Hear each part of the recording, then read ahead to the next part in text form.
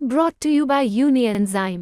जब गैस सताए union enzyme लो। इसके तत्व गैस की जड़ पे काम करे और खाना पचाए आपके डाइजेस्टिव सिस्टम की तरह, जो दे बदहजमी से आराम। यूनियन एंजाइम, गैस भगाओ, खाना पचाओ। जब जब यहाँ मुस्लिम प्रत्याशी रहा है अदर पार्टियों से, तब तब जो है सपा को दिक्कतें हुई हैं।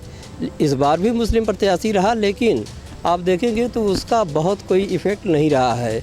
उसका कारण यही रहा कि गुड्डू जमाली इसके पहले रहते थे तो चीज़ें बड़ी कठिन हो जाती थी। जो मुस्लिम और यादव मतदाता है, कहीं न कहीं कांग्रेस के साथ लड़ाई लड़ने के बाद और बसपा के गुड्डू जमाली के इनके गठबंधन के साथ होने के कारण सपा प्रत्याशी धर्मेंद्र यादव काफ़ी भारी पड़े हैं। अब बीजेपी और सपा में सपा थोड़ी मजबूत दिख रही है, क्योंकि जनता के बीच भी कुछ ऐसे मतलब रोड पे चाहे इधर कहीं पे बैठने पे थोड़ा सपा का वो वर्चस्व दिख रहा है।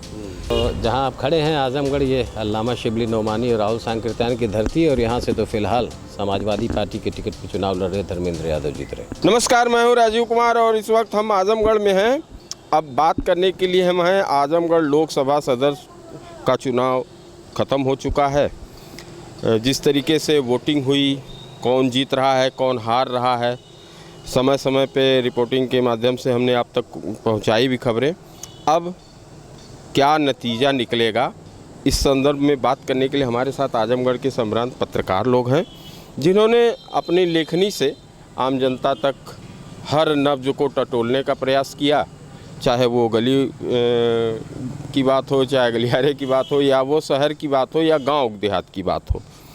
सबसे पहले हम बात करेंगे लोगों से कि सर, पहले तो ये बताइए कि जिस तरीके से चुनाव प्रक्रिया समाप्त हुई, अब तो 4 तारीख को आना है नतीजा, क्या लग रहा है, कौन जीत रहा है?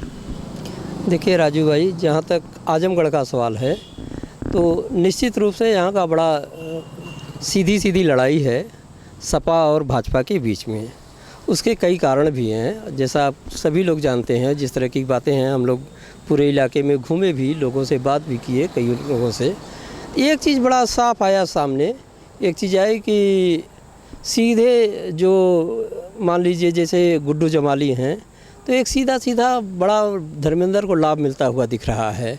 उसका कारण है कि इस बार मुस्लिमों का जो कॉन्सेप्ट है बिल्कुल क्लियर है। यहाँ मुस्लिम और यादव का जो तालमेल रहा है वो हमेशा एक राह दिखाती है, एक रास्ता दिखाता है, और वह जीत की ओर जो है अग्रसर हुआ है। और आप देखेंगे भी, जब जब यहाँ मुस्लिम प्रत्याशी रहा है अदर पार्टियों से, तब तब जो है सपा को दिक्कतें हुई हैं। इस बार भी मुस्लिम प्रत्याशी रहा, लेकिन आप देखेंगे तो उसका बहुत कोई इफ़ेक्ट नहीं रहा है। उसका कारण यही रहा कि गुड्डू जमाली इसके पहले रहते थे तो चीज़ें बड़ी कठिन हो जाती थी, और 3 जो लड़ने वाले होते थे, लंबसम एक मामला जो है वो तीनों में तकरीबन एक जैसा होता था। कुछ वोट भले वो पीछे रह जाते थे, तीसरे नंबर पे रहे, वो सारी चीज़ें रही हों, लेकिन इस बार इसको लेकर के कहीं कोई जो है असमंजस की स्थिति रही ही नहीं। और यही कारण है कि मुस्लिम जो है पूरी तरीके से इधर गया है, या बड़ा फैक्टर होने जा रहा है, बहुत अंतर पैदा करेगा। आप देखेंगे तो निश्चित रूप से ये मेरा मानना है कि बहुत बड़ा फैक्टर ये होगा जीत हार में।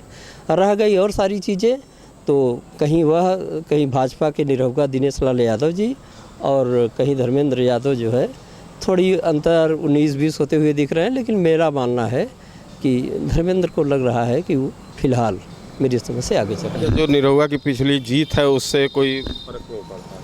नहीं, जीत तो बिल्कुल निश्चित रूप से, जो जीत निरहुआ की थी वहाँ भी आप देखेंगे तो एक जमाली फैक्टर, गुड्डू जमाली फैक्टर आपको साफ दिखेगा। उस जीत में भी कहीं न कहीं आप देखेंगे तो गुड्डू जमाली बहुत कम वोटों से इन लोगों से पीछे थे। और उस बार जो मुस्लिम मतदाता था यहाँ का, वो भ्रम में था कि हम सपा में जाएं, बसपा में जाएं। उसको लग रहा था कि सपा जीतेगी कि बसपा जीतेगी। एक वो था, और गुड्डू जमाली का थोड़ा सा एक थोड़ा अंतर भी है उनका, लोगों को सामाजिक उनका जो सरोकार है, हाँ, उन सब चीज़ों को लेकर के अंतर है। तो इस बार वह चीज़ें बिल्कुल नहीं है मेरी समझ से। हाँ, बकिया जब तक जीत हार नहीं हो जाती है तब तक कुछ कहना, आकलन लगाना बहुत मुश्किल होता है। बहुत सीधी बात कुछ नहीं कही जा सकती, लेकिन मेरा जो मानना है कि अभी जो है वह अगली कतार में धर्मेंद्र यादव जी हैं। धर्मेंद्र यादव जी हैं, मतलब समाजवादी पार्टी। चुनाव की समीक्षा आप लोगों ने भी की है लिखने से। क्या नाम है आपका? भीम यादव। क्या कहेंगे आप? ठीक है, समझिए कि दोनों लोगों को जो है अब कौन जीतेगा ये तो बाद में ही पता चलेगा। 4 तारीख को पता चलेगा। मतलब क्या कांटे की स्थिति आपकी नज़र से? हाँ, चलिए, कुछ लोग अभी भी इस तरीके से कि नतीजा किधर भी आ सकता है। क्या नाम है? मेरा नाम कृपानंद है। दैनिक कृपानंद जी, आप क्या कहेंगे, कौन जीत रहा है? देखिए, यहाँ बीजेपी और सपा में सपा थोड़ी मजबूत दिख रही है, क्योंकि जनता के बीच भी कुछ ऐसे मतलब रोड पे चाहे इधर कहीं भी बैठने पे थोड़ा सपा का वो वर्चस्व दिख रहा है। लेकिन जब तक रिजल्ट नहीं आता तब तो कुछ कहा नहीं जा सकता। लेकिन आपकी तरफ से एज सपा को? हाँ, थोड़ा बहुत ज़्यादा है। चलिए, पत्रकार हैं, अपनी लेखनी में उन्होंने लिखा भी है। क्या नतीजा रहेगा, किधर जीत हार का फैसला हो रहा है? क्या नाम है? अनिल मिश्रा है। आजमगढ़ लोकसभा में इस बार जो मुस्लिम और यादव मतदाता हैं, कहीं न कहीं कांग्रेस के साथ लड़ाई लड़ने के बाद और बसपा के गुड्डू जमाली के इनके गठबंधन के साथ होने के कारण सपा प्रत्याशी धर्मेंद्र यादव काफ़ी भारी पड़े हैं। अब ये कहा जाए जातिगत आंकड़ा और विकास के मुद्दों के बीच लड़ाई है। बसपा कैंडिडेट के एक तरह से डमी कैंडिडेट होने के कारण मतों का बिखराव ज़रूर हुआ होगा। अब ये अलग बात है कि उस बसपा के जो लगभग 70% मतों को किस पार्टी ने भुनाया है, लेकिन फिर भी जो गठबंधन और रहा है उसमें खास तौर पे इस बार बेरोज़गारी और महंगाई का मुद्दा रहा है। बेरोज़गारी के मुद्दों को लेकर निश्चित तौर पर वो किसी भी जात का हो, एक फैक्टर ये भी है कि वाई यादव और मुस्लिम मतदाताओं के अलावा भी सवर्ण मतदाता में भी इस बात को, जो युवा मतदाता थे, इस बात पर लेकर उनके मन में आक्रोश था महंगाई को लेकर, और जो सवर्ण मतदाताओं में खासतौर महिलाओं में महंगाई को लेकर निश्चित रोष था। और उनकी बात एक तरह से, मैं सपा को नहीं कहता, इसमें कम से कम 90% मेरे हिसाब से 90% लोग भविष्य कांग्रेस को देख रहे हैं। कांग्रेस के नाम पर वोट पड़ा है, क्योंकि सपा के साथ अगर सपा पार्टी बेस पे बात करें तो सपा को कतई आम पब्लिक जो वोटों का बिखराव हुआ, युवा मतदाताओं को महंगाई के मुद्दे को लेकर सपा को वोट नहीं पड़ा है। सपा को केवल आप यादव और मुसलमान मान सकते हैं, लेकिन आम मतदाता जो युवा बेरोजगार मतदाता या महंगाई के मुद्दे को लेकर मतदाता, जो आम दूसरा वर्ग के मतदाता दिए हैं वोट, वो कांग्रेस को दिए। मतलब जीत हार के बारे में कौन जीत रहा? जीत निश्चित तौर पे धर्मेंद्र यादव की होनी है, समाजवादी पार्टी की। चलिए, तो कुछ लोग और हैं, आपसे भी बात करेंगे कि जिस तरीके से हम लोगों से बात कर रहे हैं कि इस चुनाव में सीधा सीधा है पत्रकारों से बात के माध्यम से कि कौन जीत रहा है, कौन हार रहा है। क्या नाम है? Ashutosh Dwivedi, national coverage. जी, क्या बोलेंगे? कौन हार रहा है, कौन जीत रहा है? तो जहां आप खड़े हैं आजमगढ़, ये अल्लामा शिबली नोमानी और राहुल सांकृत्यायन की धरती है, और यहाँ से तो फिलहाल समाजवादी पार्टी के टिकट पर चुनाव लड़ रहे धर्मेंद्र यादव जीत रहे। एक लाइन का प्रश्न था, एक लाइन का जवाब। इसके पीछे तर्क? उनको सभी लोगों ने वोट दिया है, और मैं समझता हूँ कि जितने अभी मुद्दों पर चर्चा हुई है वो महंगाई है, बेरोज़गारी है, और क्या नाम है लोगों को जिस तरह की सुविधा उपलब्ध होनी चाहिए थी वो नहीं हो पाई। सरकार ने जो कहा था वैसी तस्वीर वो नहीं खींच पाई 10 सालों में, और हिंदू मुसलमान के फैक्टर पे ही काम करती रही। तो इस तरह से अगर देखा जाए तो ज़मीनी स्तर पे सभी लोगों ने वोट दिया है, और मैं समझता हूँ कि जो आकलन है वो यही है कि धर्मेंद्र यादव यहाँ से समाजवादी पार्टी के टिकट पर जीतेंगे। आपने अपने पत्रकारिता में, अपने लेखनी में भी यही चीज़ें दिखाई? नहीं, क्यों, ये तो भाई बट ऑब्वियस बात है, अखबार और पत्रकारिता और ये सब तो समाज का दर्पण है ना। तो अगर दर्पण है तो दर्पण में वो जैसी तस्वीर है वैसी दिखनी भी चाहिए, और वो दिखाई भी दे रही है। तो जो भी लिखना पढ़ना एक सामाजिक सरोकार के दायरे में हो सकता है वो किया गया है। ना हम किसी के विरोधी हैं, ना हम किसी के पक्षधर हैं। आपने एक सीधा सा सवाल पूछा तो हमने उस बात का सीधा सा जवाब दे दिया। फिर एक बार बता दीजिए। यहाँ से धर्मेंद्र यादव समाजवादी पार्टी के टिकट पर मैं समझता हूँ 1.5 2 लाख वोट से जीतने जा रहे हैं। चलिए कुछ लोग और हम बात करेंगे कि जिस तरीके से आप लोग भी हैं क्षेत्र में जाते हैं, क्या लगा, कौन जीत रहा है, कौन हार रहा है, क्या नाम है आपका? मुझे शमीम जराजपुरी कहते हैं। देखिए, समाजवादी पार्टी और इंडिया महागठबंधन के जो प्रत्याशी हैं धर्मेंद्र यादव, उनकी जीत में सबसे बड़ा जो फैक्टर अगर शामिल होगा तो उसमें कांग्रेस पार्टी का। इसलिए कि मुसलमान अगर धर्मेंद्र यादव को वोट किया है तो उसमें सबसे बड़ा फैक्टर जो समाजवादी कांग्रेस पार्टी का, जो कि जो इंडिया महागठबंधन का जो समर्थन जो है तथा जो है कांग्रेस पार्टी का, और ज़ात बिरादरी और मज़हब से ऊपर उठकर जो सबसे बड़ा जो मुद्दा था यहाँ देश का मुद्दा था, राष्ट्र का मुद्दा था।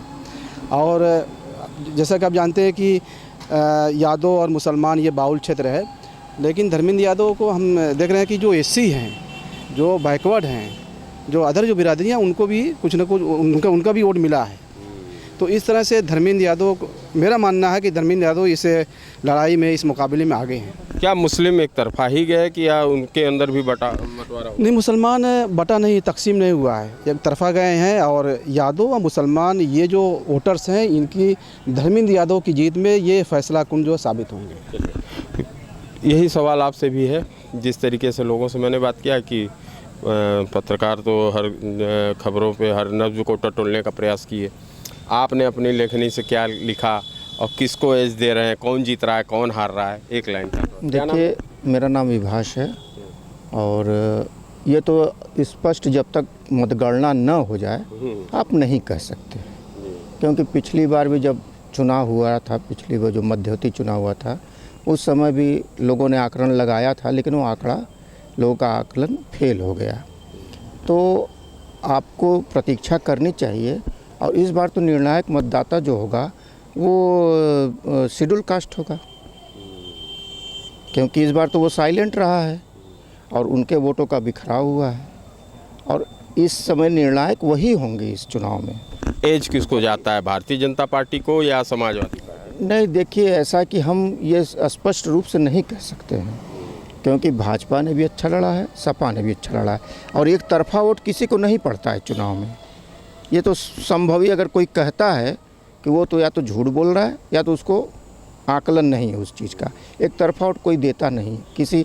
अगर आप सोच रहे हो कि सारे मुसलमान एक ही व्यक्ति को दे दे उठा के, ऐसा संभव नहीं है। उसमें भी बंटता है, लेकिन हाँ, उसमें रेशियो कम ज़्यादा हो सकता है। तो ठीक उसी तरह इस बार जो है बहुजन समाज पार्टी का कैंडिडेट हल्का था, तो इसलिए जो बहुजन के वोटर हैं वो इस बार बटे हैं। अब वो जिस तरफ ज़्यादा बैठ गए होंगे, चुनाव वो निकाल लेगा। शुक्रिया।